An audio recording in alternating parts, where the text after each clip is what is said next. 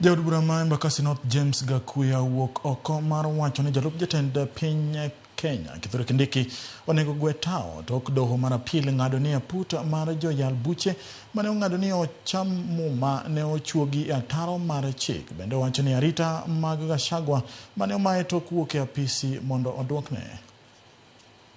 Kindiki leo angekuwa amehama kama asubuhi kutoka hiyo ofisi ya makamu ya deputy president, kwa sababu sheria imetupilia uamuzi uliompatia nguvu ya kuwa sworn in kama deputy president wa nchi ya Kenya. Kumbuka conservatory orders zilikuwa zimesema Kindiki ama anybody else asije akakula kiapo, kwa sababu mpaka kesi ya Gachagua ikwishe.